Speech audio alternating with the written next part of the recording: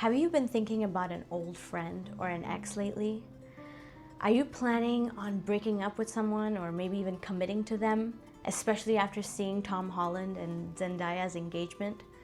Or are you feeling a tension between work and relationships like Justin Baldoni and Blake Lively?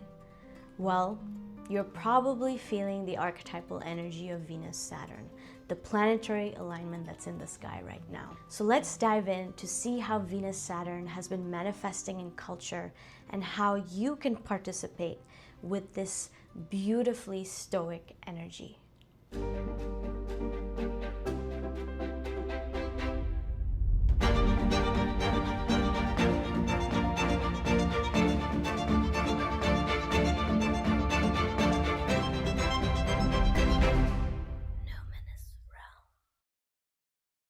So Venus, the planetary archetype of beauty, art, love, and harmony, is in an alignment with Saturn, the planetary archetype of structure, tradition, hardships, and wisdom.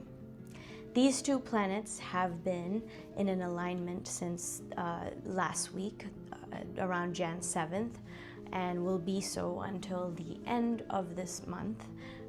Using a 10-degree orb. That means that Venus and Saturn are 0 to 10 degrees apart in the sky right now. And if you missed last week's episode on Mars-Pluto, which is another big planetary alignment that's in the sky right now, then definitely check it out because it will give you an interesting scope into the different flavors that we're working with right now. So someone recently shared this really cool picture on X that I feel encapsulates the two planetary alignments, Mars-Pluto and Venus-Saturn, in one picture just really well. So, Venus evokes elegance and beauty and artistry, with Saturn structure, discipline. All of that together, brings about this practice of ballet, right? It's super elegant, but it requires a lot of discipline. And then she's wearing this ankle monitor, which is totally in some kind of paradox to, the ballerina side of who she is. And that evokes Mars-Pluto, which is the total opposite. It's all about doing the dangerous thing, taking risks, and not following the rules and getting into danger. So the ankle monitor really represents Mars-Pluto. And so that picture is like, it's bringing forth this archetypal feeling of traditional beauty with an edge, with a dangerous edge. Venus-Saturn with Mars-Pluto. So you may be feeling a bit of that in the air. Obviously there are other planetary alignments, but those are two very potent ones that are happening right now. So I just wanted to share this image because I felt like it was a really brilliant expression of these two combinations. So an event that's continuing to unfold is the Los Angeles wildfires. And we talked about that as well in the Mars-Pluto video. But in terms of Venus-Saturn, there's this interview with Mel Gibson on Fox News where he's sharing about how his entire home got burnt down, all his stuff, everything gone.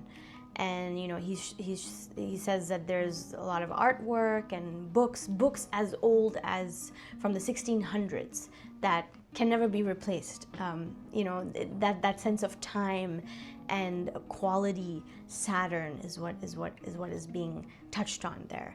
But Venus is coming through in the sense of valuing something, the aesthetics of life, everything that we surround ourselves with, that we start to have an attachment to, that make us feel good. That's Venus. So that is what's coming through right now, especially in the midst of the Mars-Pluto. You're hearing these stories about people losing all their things, their home, their sense of comfort.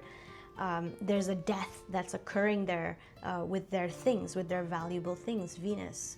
So, another way of just seeing how these two planetary alignments are sort of continuing to unfold, interweaving together into our lives. Another story along those lines is David Lynch passing away recently. He was a famous American filmmaker, behind the TV series Twin Peaks, and he was actually evacuated from his home in LA due to the wildfires and then passed away soon after. Looks like because he was suffering from some kind of lung disease where there's a shortness of breath, and so all the stuff happening with the fires may have really exacerbated that issue. And interestingly, he was born with a Venus-Saturn alignment. And, there's that sort of synchronicity in the air of losing a wonderful talent, someone who's contributed to the arts, someone who's honored Saturn for their artistry, Venus. So just a little bit of a taste there. Often whatever people are talking about the most, whatever is at the heart of culture in each moment, you can really see these archetypal qualities speaking through those moments. So this was a big one. A lot of people were sharing his ads that he created, especially the one with Adidas. And he was known for his surrealist techniques in film. And his first one was also called a Eraserhead, and it was a black and white film, and that also captures the sort of minimalism of Venus-Saturn. Saturn is muted, it's a bit toned down, it's just dealing with the bare bones, and Venus sort of brings the beauty and the aesthetics of that sort of mundane quality out, and black and white can often evoke those qualities really well. And then in terms of pop culture, a lot of people were talking about the engagement of Zendaya and Tom Holland. They're both actors and they've been together for a while now, and people were praising the way that Tom Holland went about this process of proposing to Zendaya, because he actually went and talked to her father, and just really appreciating that sense of an old school guy, and this sort of a gentlemanly spirit, which Venus-Saturn carries. Saturn is the older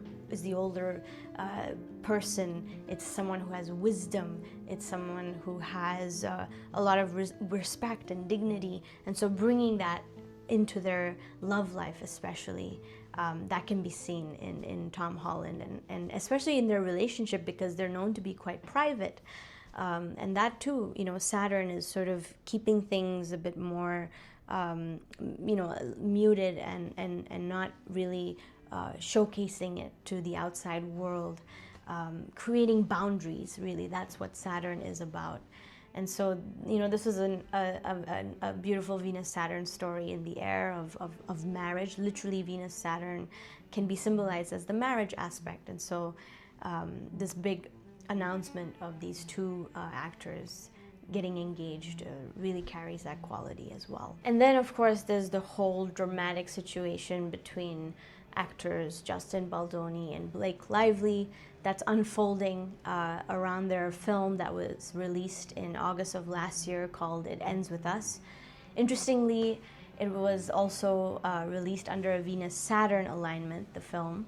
And right now we're in a Venus-Saturn alignment, and this whole situation is just snowballing, with Justin Baldoni suing Blake Lively and her husband, Ryan Reynolds, as well as the New York Times, for doing a story on him that accused him of a lot of things. And so hard to know what the truth is right now, but it's this, both of them are sort of in a fight for their image, for their art, their public persona, how they're viewed in the world, and that carries that Venus-Saturn. Venus is it's about how we come across to the world, our a sense of value, and that is for both of them. It's being it's being sharpened and hardened by the edges of Saturn, and the fact that there's a lot of legal stuff happening as well. That's Saturn. It's the structure of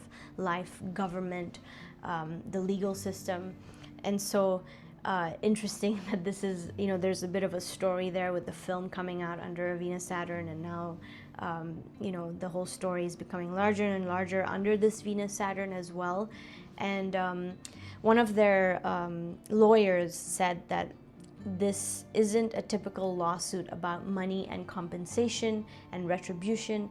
It's mostly about the respective images of each of these celebrities.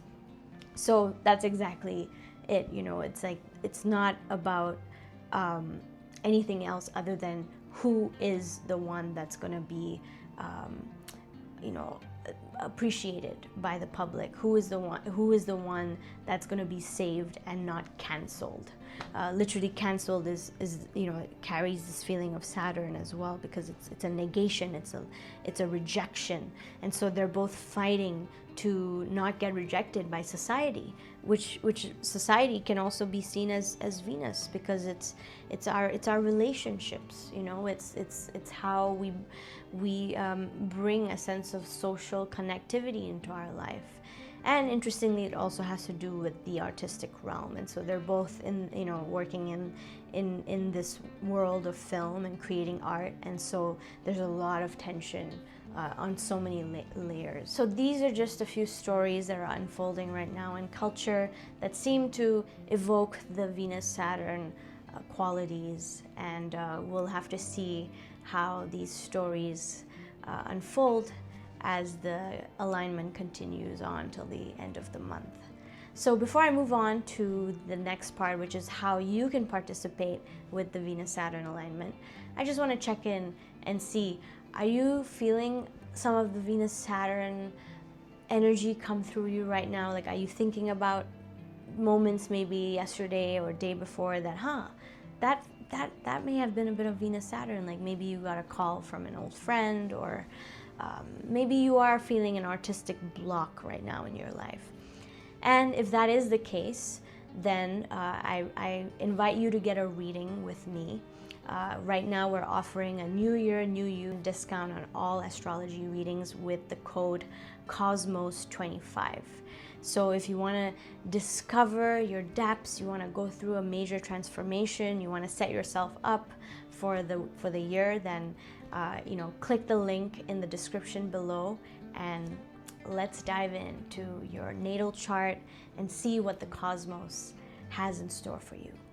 All right, so let's dive into Venus-Saturn and how you can participate with this archetypal energy.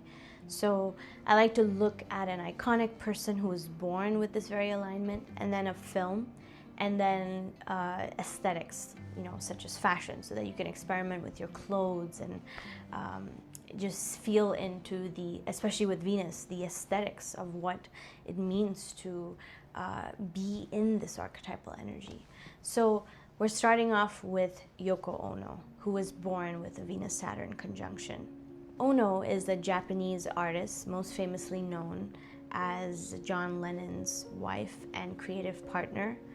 And if you just take a look at all her images throughout those years, those main years in the 60s when they were both creating and getting married and living together, you'll just see like she has this sort of muted, toned down look, and barely any makeup, always wearing monochrome colors.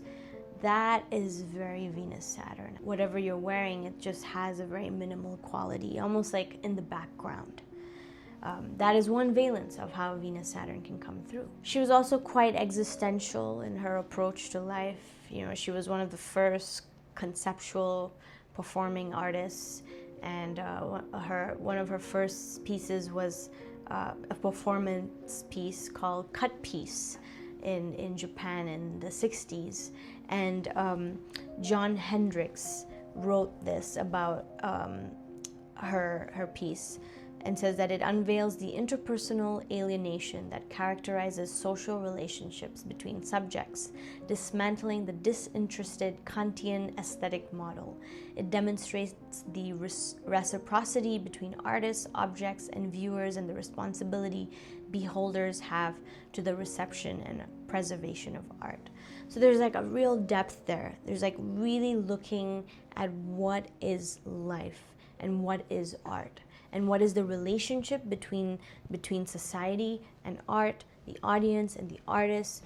There's an intellectual component that Saturn brings to everything, while Venus is a little bit more about, you know, the sort of the beauty and the harmony and the fluid luxuries of life. You know, it's soft, it's tender, and Saturn brings an edge that is realistic and has wisdom to it, but sometimes it can also negate it. And so, you know, it was quite a dry thing. It was also interestingly participatory, because she invited audience members to come and cut pieces of her clothing. So there was some kind of engagement there with this hard reality of life, and an encounter with physical reality as well, because they're getting to touch the pieces, you know. And when you go to a museum,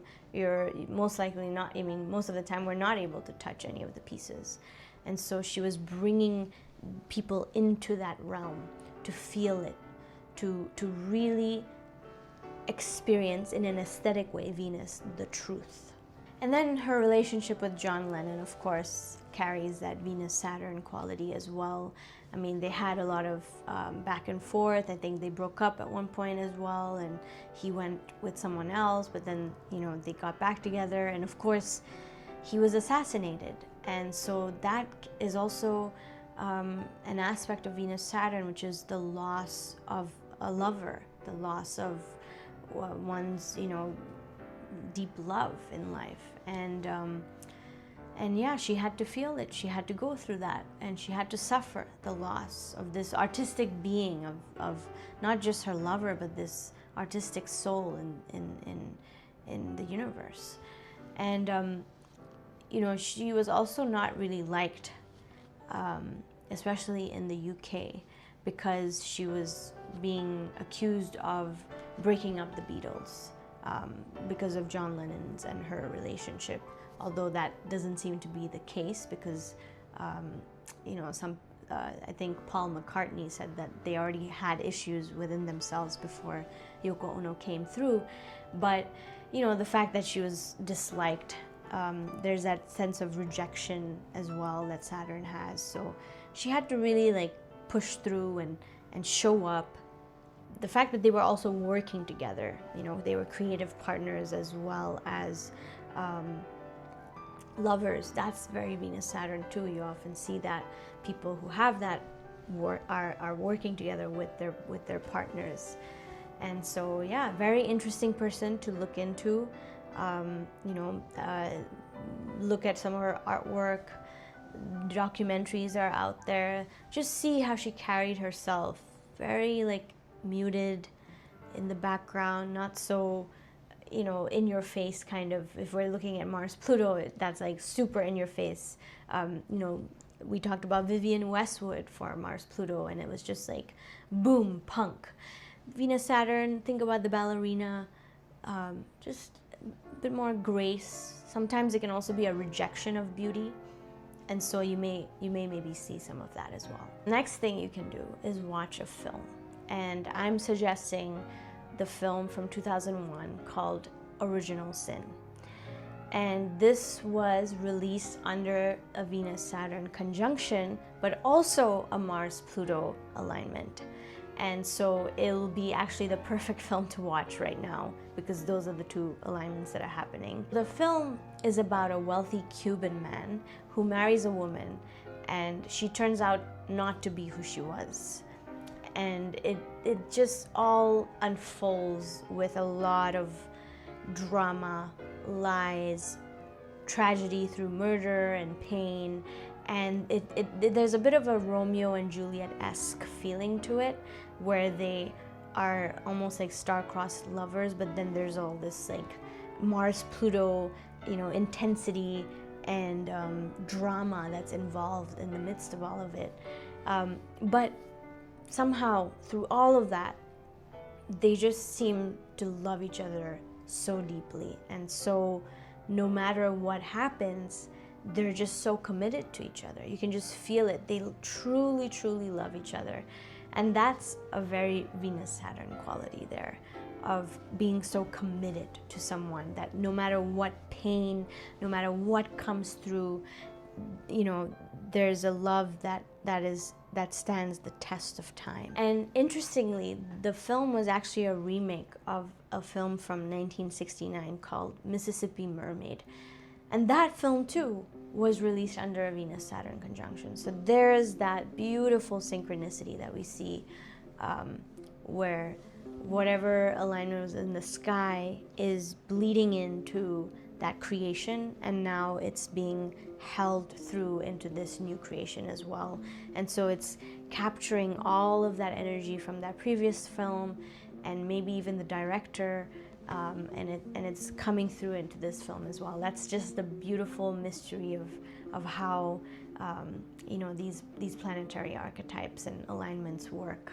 And the film's title, Original Sin, is obviously referencing the Bible and the story of Adam and Eve, and how Eve was tempted by the serpent to take a bite of an apple from the tree of life. And then that sense of making a mistake, being judged by God, that is all Saturn coming through. And so the film is exploring this through themes of, what is morality, and how far can one go to for the person that they love? Like, where is that sort of moral limitation and boundary? That's what it's really exploring, along with all the, deception and the murder and whatnot that carries the Mars-Pluto energy as well. So great film to watch in this moment. I highly recommend it. So another thing you can do is explore aesthetics through Venus-Saturn. And one person that I thought would be great as an avenue into Venus-Saturn is the British designer Alexander McQueen, because he was born with the Venus-Saturn conjunction. His designs had a very sharp tailoring and references to history from like Gothic and Victorian styles, bringing in that sort of the love of Saturn, the love Venus of Saturn, because Saturn has to do with tradition. It has to do with sort of a sharpness as well, very structured feeling, and history, because it's that sense of time and the past. And so, all his themes really evoke these qualities so well.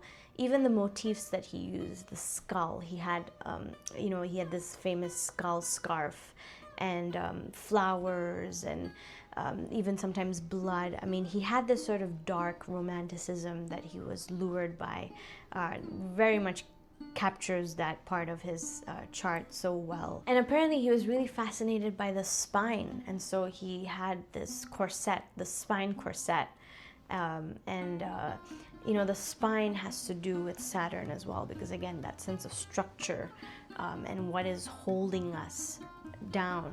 It's the skeleton, it's the bones that are the foundation of our body. And so that interest, that love of sort of bringing this aesthetics into and through this element of Saturn, which is the spine, is like such a beautiful way of seeing how he channeled all of this energy. And I love this quote by him where he says that there is something sinister, something quite biographical about what I do, but that part is for me. It's my personal business. I think there's a lot of romance, melancholy. There's a sadness to it, but there's romance and sadness. I suppose I am a very melancholy person. And that is so typical of a Venus-Saturn, is that feeling of melancholy Saturn. In love, in romance, Venus, there's always a bittersweet feeling there with anyone who has Venus-Saturn, or whenever it's in the air, because it's not quite dreamy in that sense. It's not the full fairy tale quality of what love can be. There's always an edge, there's always a bit of a hardship, there's always a sense of feeling the tragedy of life.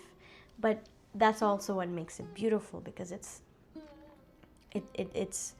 doesn't last forever, and yet that in itself is what makes it last forever. I don't know if that makes sense, but I think what I'm trying to say is that, you know, just like this table here that's made out of wood, that's Saturn, it's holding me. But sometimes it can come in the way, and, you know, I can knock into it and feel hurt. And yet it's always going to be there. It's going to be this structure, this foundation that I use and that I rely on. And so that's really the edge of that commitment, of the sense of feeling held, and yet that sense of maybe feeling a bit blocked, a bit dreadful around that which is always there and yet somehow also carries a sense of death. And so what makes Alexander McQueen's story so much more Venus-Saturn is the fact that he committed suicide. And it was very soon after his mom passed away that he did this. And it's because he was so close to his mom and he couldn't deal with the pain. And so he took his own life. And apparently he was also dealing with a lot. That may have been the trigger, you know, his mom passing away, but, you know, he was having some substance issues, and he was also just feeling a heaviness around his work and having to always show up for the public. And so there's a pain that comes in love and in art that Venus-Saturn carries, and even the sense of him being so close to his mom, and that relationship to the feminine, which is Venus.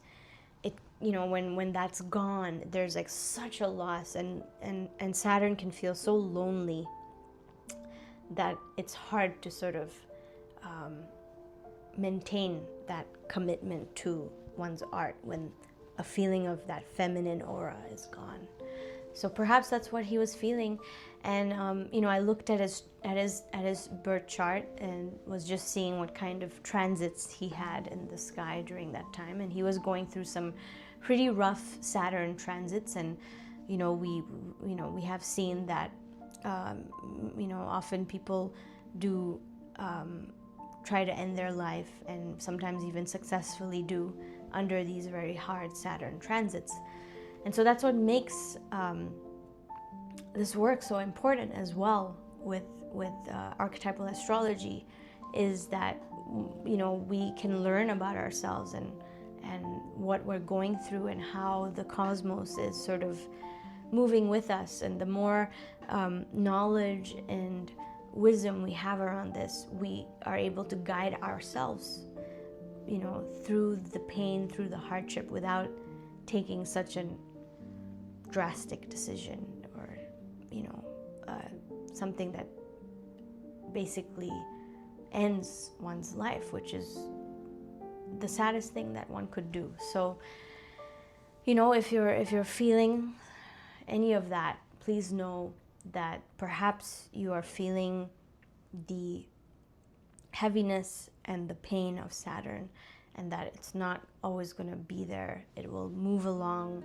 and as you come to face it and see Saturn in its eyes, and also learn to work with it, you know, you will be fine. And of course, if you want to know more and learn more about your birth chart and transits, I'm here for you. You know, definitely invite you to get a reading so that you can understand what is going on and just be a bit more equipped. These are tools, these are cosmological tools to better support your life's journey. So just to bring us back to the aesthetics, explore Alexander McQueen's work.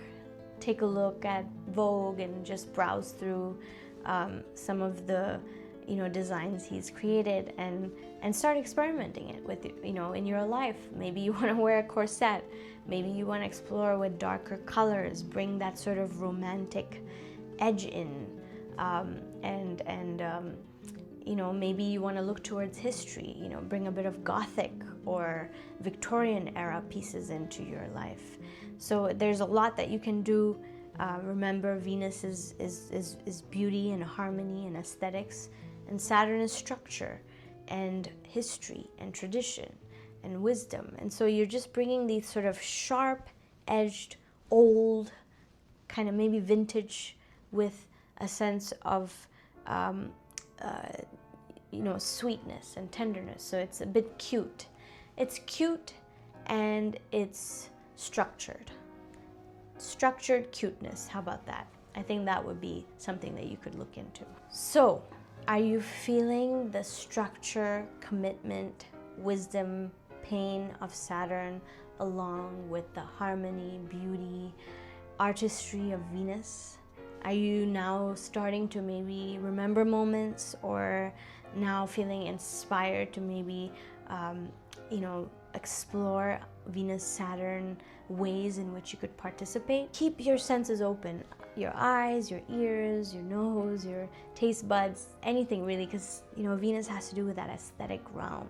So keep it all open, and let me know if you have any encounters or any insights. Maybe you find a film or another idol of yours that seems to evoke a Venus-Saturn quality. I would really love to know. So please share in the comments any encounters, any insights that you've had around this planetary alignment. So until next time, embrace the mystery.